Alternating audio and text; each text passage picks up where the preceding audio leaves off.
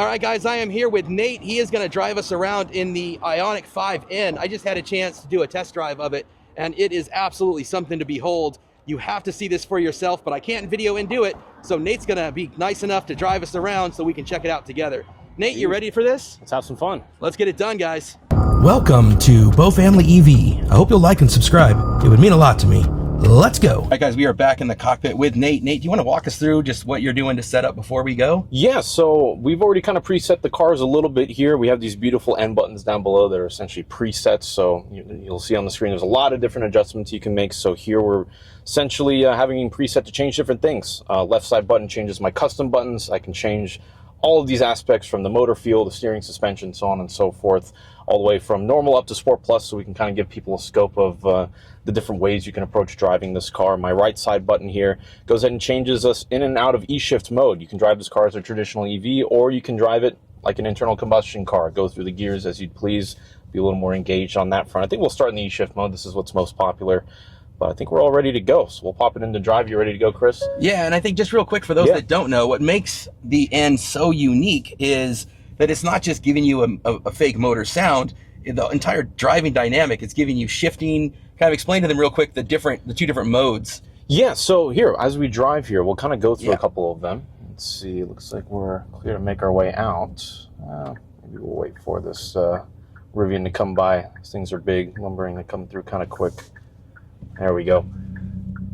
So yeah, right now we're in the E-Shift mode. It simulates not only the engine sound, as you said, but it simulates the dual clutch transmission out of the Elantra N. So it shifts on its own. Right now I'm in drive. If I grab one of these paddles, I can now do all the manual shifting on my own. I'm in first gear.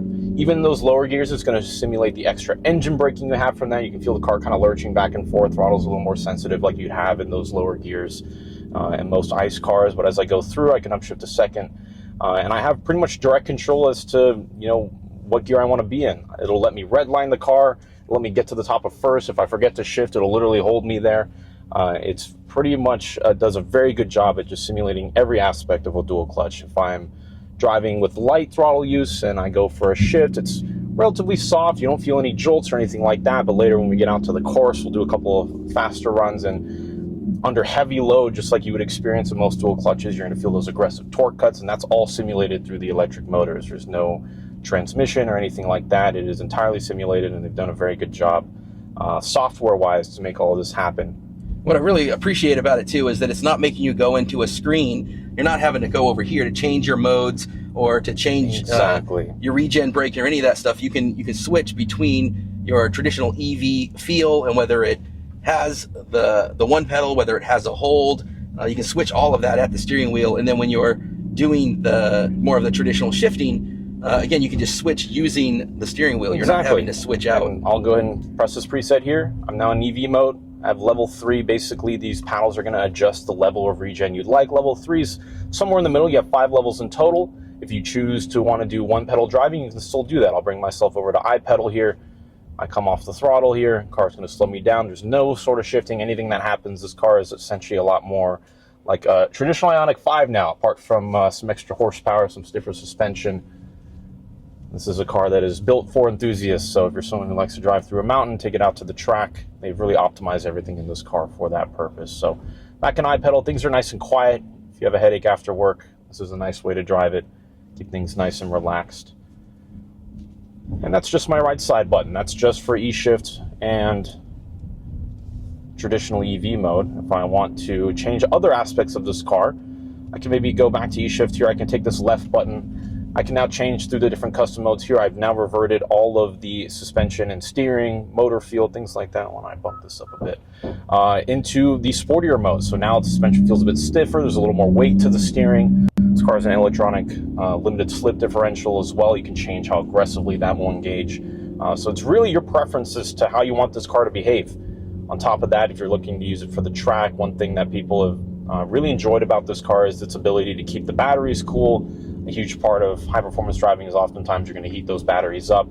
Even with some preconditioning involved, it can be easy to get them too hot, and then you're losing power delivery and whatnot, but they've done a very good job of allowing this car to go fast for longer periods, which is super cool.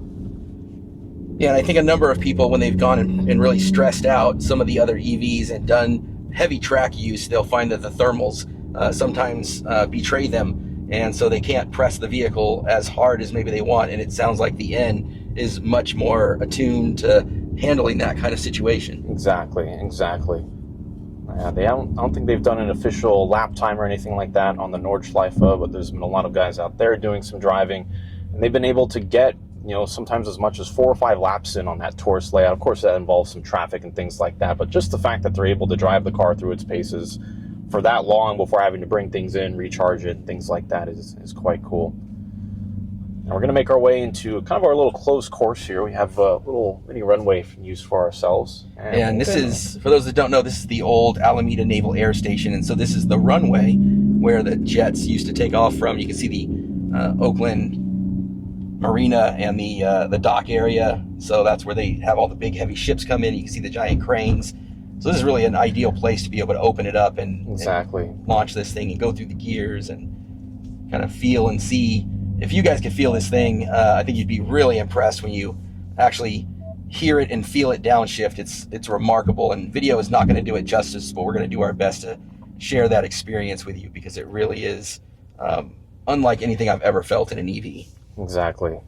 Yeah, we have a cool little backdrop here. We got San Francisco in the background, so a cool place to do a little drive in here. We're getting ready for our launch lane here. We're just going to do a little bit of hard acceleration. We won't do full launch control, but just to give a sense of what it's like to go through the gears, I'm going to do the manual shifting myself here.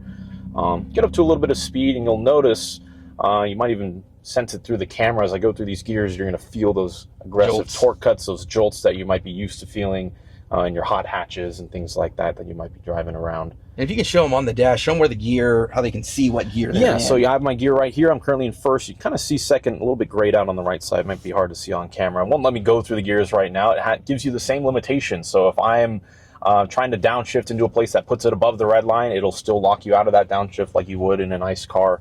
On top of that, if I'm at idle, it's not really going to let me grab second gear. It needs to be in first while we're hanging out. But if you end up kind of filming this side of the dash as we go through things, you'll probably see it starts to suggest some gears. It even has a red line indicator as I get high in the rev range around the borders of the tachometer there. You'll see some indications from me of when I should be shifting and things like that. We'll wait for this nice gentleman on our left to give us the green light. Which he does, we'll go for it. Get this set up so we can see. Give me 1 second to Go center for it. this. Yeah. We want to give these guys the best shot we can of this, and go for it. Yeah, let's see how it does. Yeah, I'm waiting for him to give me his green light. Should be getting it momentarily. Here we go, green flag. Let's go for it here. Good acceleration. Grabbing the shift there. There's those shift lights coming on. Very easy, getting some speed, a little bit of burbles from the exhaust. See if we get some more of that on our downshifts. Man, I hope that picks up on the microphone, because it's special. It's a great feel. Really overdo the downshift there. Feel that engine braking come on for us.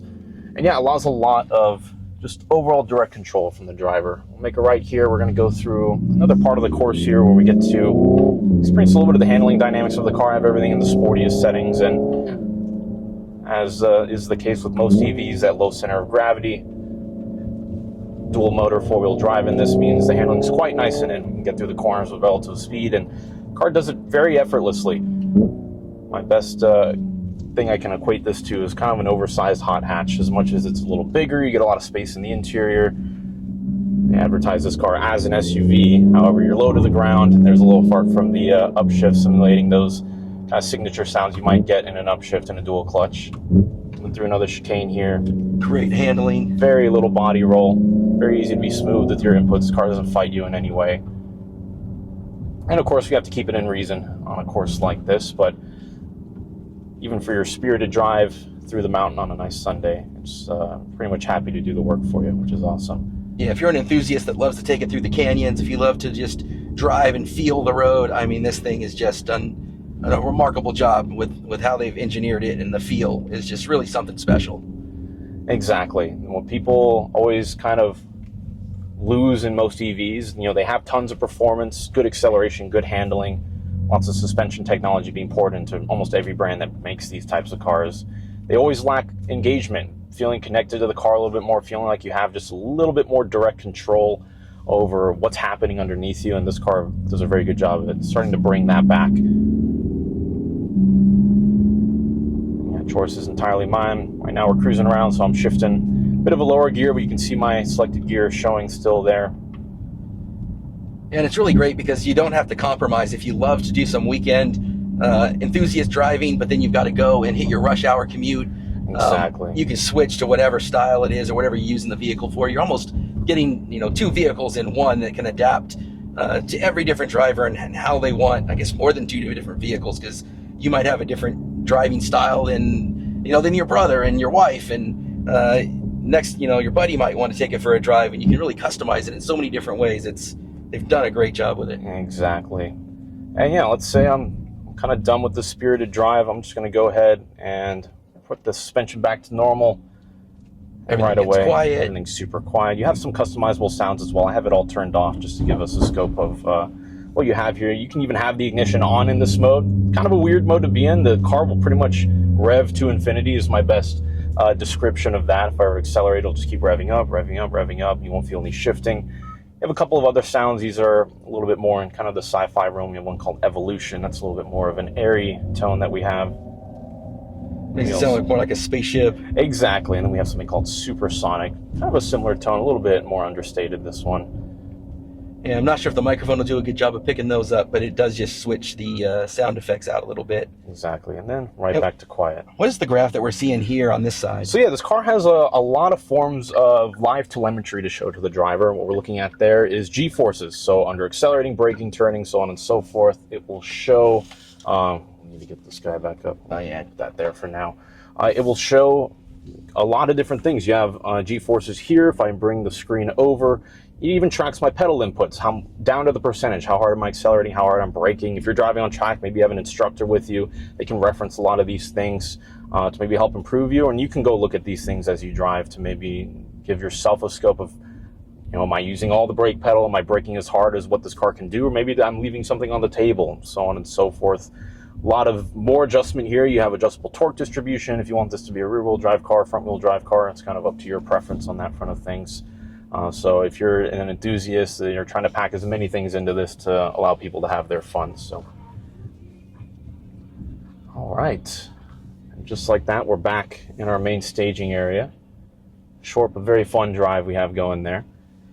Well, that's a great way for you to spend the day out here in the Bay Area. Hard to complain about. Good weather today, and some very fun cars to be a part of as well.